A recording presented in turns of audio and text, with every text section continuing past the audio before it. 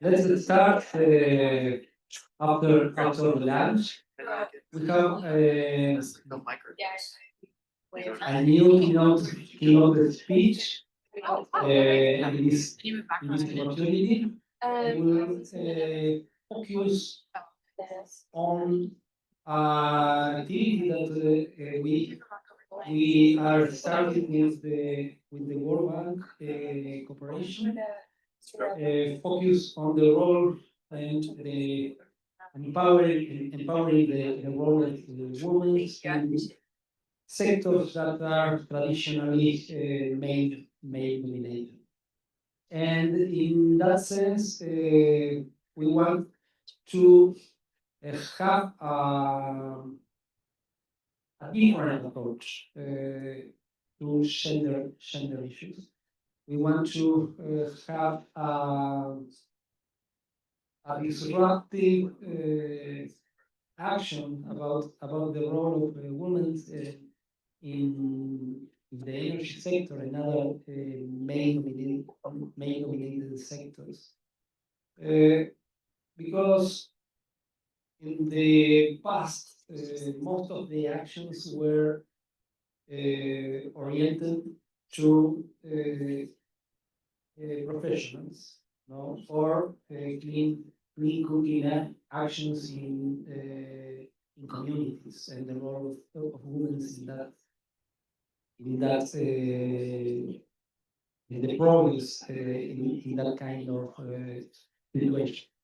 But now we are trying to work in a different approach, because there are some operations in the energy sector. There are some activities in the energy sector that are traditionally dominated by males, and the woman has an opportunity, and not only have an opportunity, the women have the possibility to provide new kind of values for that kind of activities. And the next keynote speech will be Patricia Tatto. Patricia is the president of the Women Association in Energy of Mexico, and she is developing an outstanding activism for the role of women in the energy sector, and there are a lot of lessons learned in that process. After that, we will have a panel to discuss how to work in the energy sector with different experiences about the role of women in the energy sector, and we will have a very impressive panel in that sense. Well, thank you, Patricia, to be here. It's an honor to have you in the Iberoamerican dialogue. Welcome. Hello, everybody. Good morning.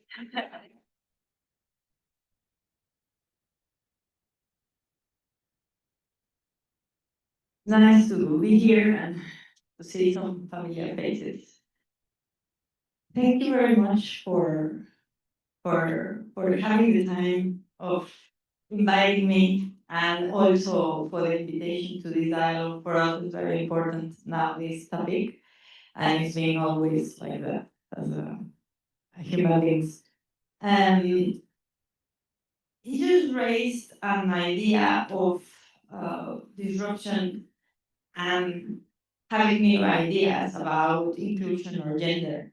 I want to talk about, we were just talking about how these ideas are spreading whole Latin America, and also policies and also actions. Talking about gender and women empowerment or inclusion is an agenda that is not ideologic, it's not an agenda that is in fashion, it's not an agenda that is for now. it's an agenda that it will stay, and it also is an agenda that is needed in our business. It's a business opportunity. We know now, we did a lot of research, big companies, they provide a lot of reports as well. We have a diagnostic of why women is not well represented in different sectors. In the energy sector, we have numbers. Irina has worked a little in those numbers. We need to work a little bit more here. I know that there are organizations that are working for data. Now we need some data also to back up our statements, which are statements that are scientifically proved that women produces certain amount of wealth in the world. So considering this, that energy holds only 22% of jobs in the energy sector, they are women hold. And also considering that in comparison with generation and renewable energy, generation, there are more women included, there is 32%. Specifically in construction and engineering, the representation is very low. If we think about that, we are the 50% of the world. So what we're trying to achieve, we're trying to achieve this business opportunity and to raise awareness in the industry, in the governments, and everywhere else that women in power and women in leadership and women in business represents a huge amount of money. The estimates that McKinsey, which they are very well known for their numbers, they estimate that closing gender gaps in the workforce could add 12 trillion to global GDP by 2025. 12 trillion. So we want to let the 12 trillion out there? No, we don't want that money to go out. We want that money to be here, to be in the sector, to produce sustainable infrastructure, to produce sustainable projects for the well-being of the women.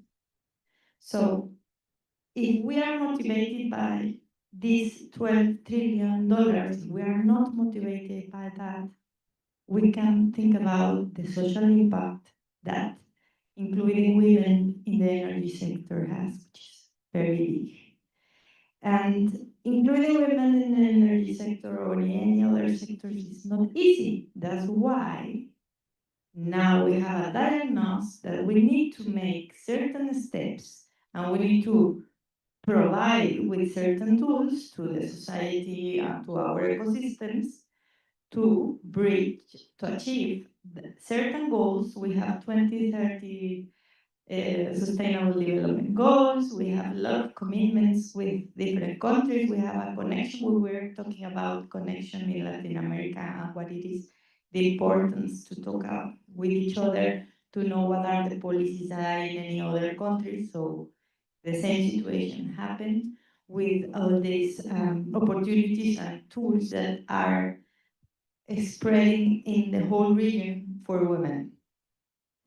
If we think about, let's put an example, all the women that are working out there that we don't see or we don't know what are they doing because they are not visibilized or because they are not promoted to certain roles. There is a lot out there that we need to still think about it, and we need a lot of policy and we need a lot of money to be part of the energy transition, to the just energy transition, which is going to be including women in the decision-making process, in the participation of building infrastructure, and also in the participation of the decision-making process in the social and impact assessments, which is now very, very important.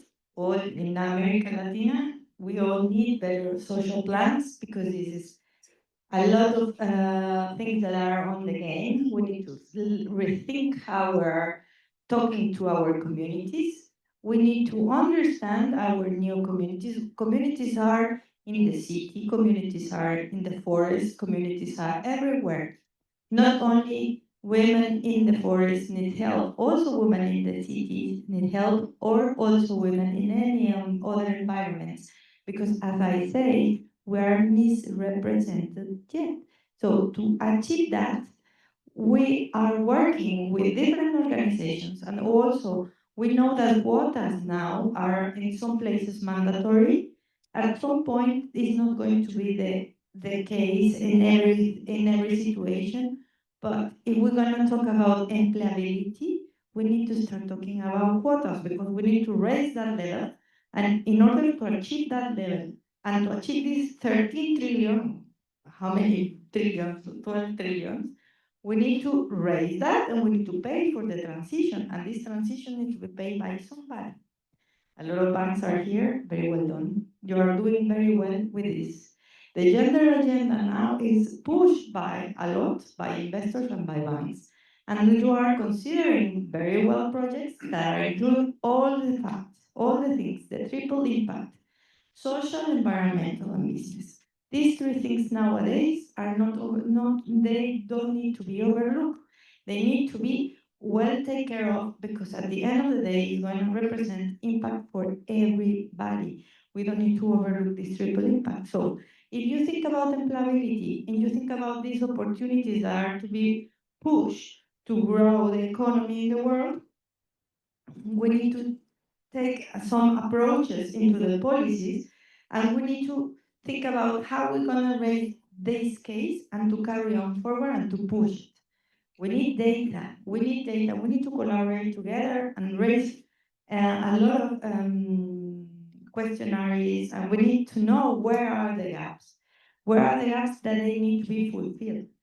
Also, if we need to skill people or already skilled women, what are the skills that they need to be developed? Now we're talking about energy transition, just energy transition, discussing about technologies. Let's talk about batteries. When you talk about batteries, there are not many people who know how to work with batteries. So now we're gonna skill these people with batteries. The same situation is happening with women. It's not only that we need to pay for this training, is what kind of training women needs, or what kind of training the sector needs that women should be there. So there are considerations that now with the data we want to be figuring out. And with the policies, we're also going to streamline certain procurement process, certain considerations that they need to be taken. And I mentioned that the banks are doing very well because you have a principles. You have principles when you invest in something, and when this investment give you these triple impact returns, you're going to be very happy, because your committees are going to be very happy and everybody is going to be very happy. So here, in this position, for me talking about women and why we should be involved in employment, in business, in everything, it's not about a mercy. I'm not asking you for your compassion, or I'm not asking you to build capacities on me or give me skills. I'm just asking for a space to build more skills, and also to have the same opportunity to be building more business in Latin America. I think our region, we discussed, we have several and great resources, and one of our good resources are women. And women for many years, in also Latin America, for ideology, didn't believe that we should be hard workers. We didn't believe, we had another ideals, we have another specific criteria. Nowadays, women have changed, like the world have changed, men have changed. Everything is transitioning to a different place. So employability now, there are so many numbers now.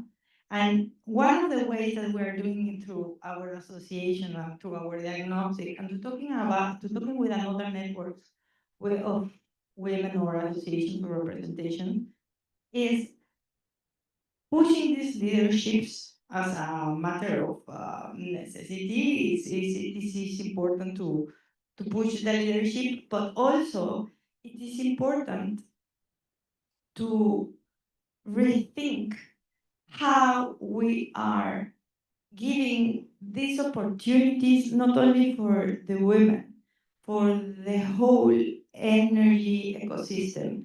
we all need to be connected and start talking to each other because it happened in many places. Now, we receive a lot of information from Europe in Latam. We got a lot of big technologies from there. What are we doing? World Bank talk about clean tech projects.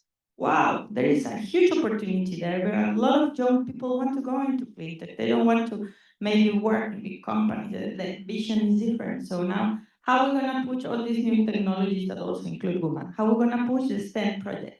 How are we going to push for more engineering women that achieve and visualize themselves as a, wow, I can be that one. That we're working on that, and I very pleased with the advance that we have had. And I don't think that this is the time to stop. I think this is the time to also reconsider our own policies, reconsidering where was our past, where we are now to do this diagnosis in our own institutions, companies, and to review. This is what we advise. Ask for the professionals in inclusion, ask for the professionals in gender, and reconsider what is your path. Do you need quotas to achieve more? Do you need to implement more other another type of activities? Yes, but you at least consider to achieve employability and to achieve what everybody wants here, which is a just energy transition. So I'm here also to moderate a panel, which is going to be very, very interesting, I guess, because the questions are very depth.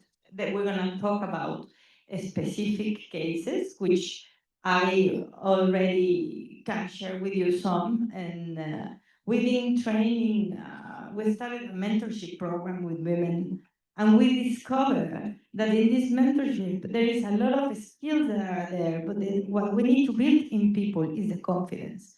So one of the trainings that we're giving is confidence, because women, all the potential is there, we just need to build that. Once we build that, there is a business case. So I want to ask, if you allow me, to call my panelists to the